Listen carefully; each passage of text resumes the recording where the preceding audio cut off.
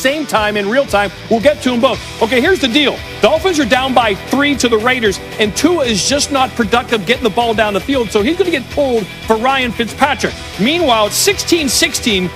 No one's really doing anything. It's a lot of field goals, and finally, Derek Carr makes his play to Nelson Aguilar, and suddenly you realize he's going to score. Touchdown. All right, we're up by 6. Let's go up by 7, Derek Carr. Just send Daniel Carlson out there to kick the extra point. No, he shoves it right.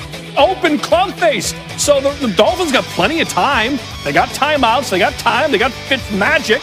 And they're down 6. They could actually go down and score and win the game. It might take them a few plays to do it. Now, how about just this one play? 1st and 10. Myles Gaskin from Fitzpatrick, and he's in. And he scores, and the game is tied. Now just kick the extra point, Jason Sanders, and give the Dolphins a 1-point lead. But again, still plenty of time. Raiders 3 timeouts, 2:55 to go. Time not a factor. Just go down and score somehow. 2nd and 7. Don't get the 3rd down because the Raiders failed to complete a 3rd down in this game. 0 for 10. Let's go to Aguilar again. Flag on the play. Pass interference. Now John Gruden, the Raiders are in great shape. Oh, offside on 3rd and 1. Gimme, 1st down. Dolphins got 1 timeout left. Let's milk the clock down. And just like in the college football game some of you just watched, at one point the Raiders decided we're not going to try to score. They could have tried to score and gone up by 5, go for 2, go up by 7. But now, doesn't look good. Only 19 seconds to go. But a field goal wins the game now for Miami by not trying to score a touchdown. Oh, Fitzpatrick, complete down the sideline. And guess what? Yeah, they did that to him. So suddenly, on one play, the completion plus 15 yards, now Miami's back in field goal range. They tried one pass incomplete, and then Sanders wins the game with the field goal. Holy shnikes. Bad news for Ravens fans. Raiders, their playoff hopes weren't good anyway, but John Gruden, don't score the touchdown. Let's save it for the field goal and rely on a miracle. Well, the miracle happened, and the Raiders lose and Miami wins. But again, it was really interesting. Tua overall was 17 of 22. 17 of 22, and he was pulled. Why? 4 yards of completion. Was not driving the ball down the field. The offense looked very, very stagnant and not much going on. So they go to Fitzpatrick, and bam, he provides a couple of magical moments, most of it Gaskin on the first one. But in the end, it's Miami who gets it done. So a quarterback decision made by a team that looks like they're going to the playoff. Now who starts going forward for Miami? All right, Tim Hasselbeck joining us now, and I was going to start with the Dolphins, but you can't. You got to start with the Raiders and how that game ended. Tim, explain to me what you saw with the decision-making towards the end and then that unfortunate penalty.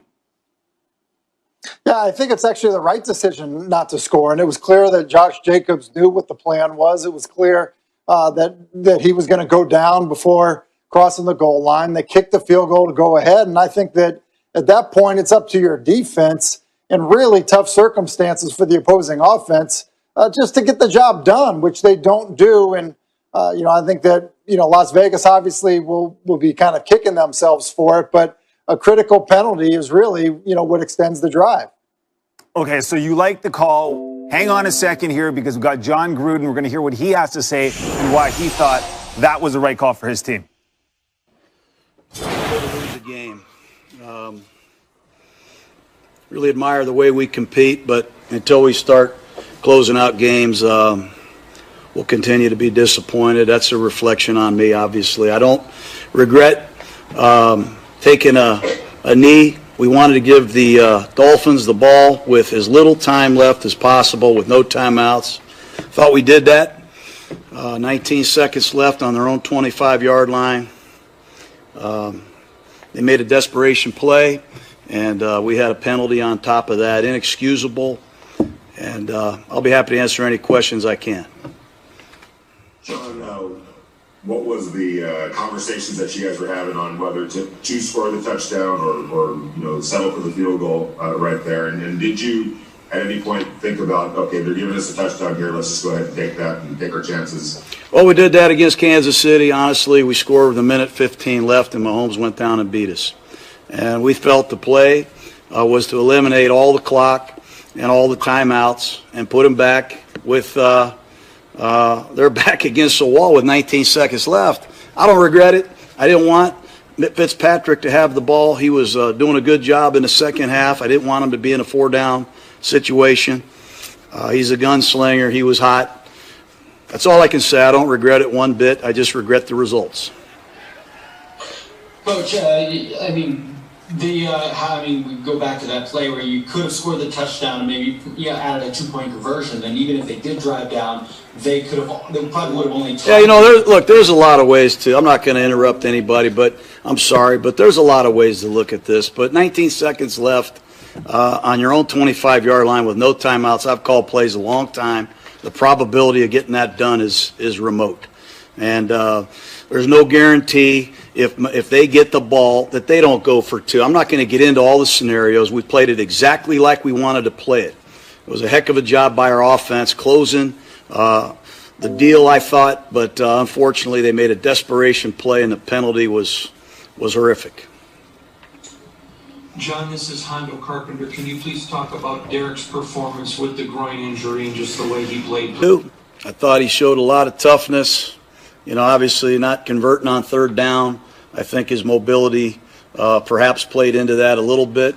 This is a great football team, a great defensive team, as good as we've seen all year. They throw every look at you that you can prepare for. I thought Derek did a great job, and I thought he did enough to win tonight. Jerry? John, when they switched quarterbacks to Fitzpatrick, how did that change the look for your defense? You guys defensively have been having your way for most of the game. Well, I think we just missed a couple tackles. The running back got out of trouble, made a 60-yard touchdown after we scored and missed the extra point. And Fitzpatrick gives his guys chances that most quarterbacks don't take.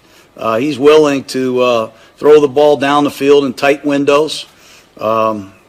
Once again, we didn't register a turnover on defense. The pass rush wasn't good enough, and he got us. Hey, John, was Josh Jacobs, he hurt during the game? How did that affect the play calling? Yeah, a little bit. He had an IV. He wasn't feeling real good coming in here tonight. They're a hard team to run the ball against. Like I said, defensively in the last several weeks of the season, they've been one of the very best teams I've seen on tape. Coach, is there anything Darren Waller does that's amazing anymore, or is just expected all the time? No, he's a great player, and he plays such a major role in so many different positions. It's one of the best players I've ever seen play football. Looks like that's it. Thanks, Coach. All right, guys. All right, so with the win, the Dolphins hanging on to the number 7 seed while the Raiders are officially eliminated from playoff contention. As for the rest of the AFC, the Chiefs and Bills have clinched their divisions, while the Steelers, who already have clinched a playoff spot, can clinch the division title with a win over the Colts. But we get back to this one with Tim right now.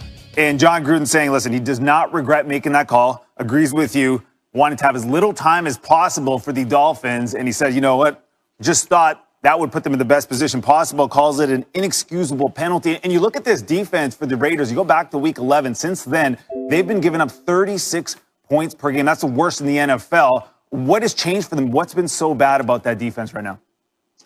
Well, listen, they've changed play callers. It was so bad. Look, they just have, like a lot of teams, have dealt with people being in and out of the lineup. That's been a struggle. And listen, they just kind of have made mistakes in inopportune times. And, tonight is probably a great example of it. And look, it's with a different play caller, on that side of the ball. A face mask in that situation, as John Gruden characterized it, is inexcusable. But the busting coverage is inexcusable as well. Mac Hollins, there's no reason, should have been that open on the sideline in that part of the game. So, look, I think it was a combination of those things. And I do think it was telling to hear John Gruden talk about how Derek Carr played well enough to win. It clearly was a comment in relation to how he felt about his defense's inability to close it out. The narrative has changed so much around this team. They started 6-3. We're thinking, okay,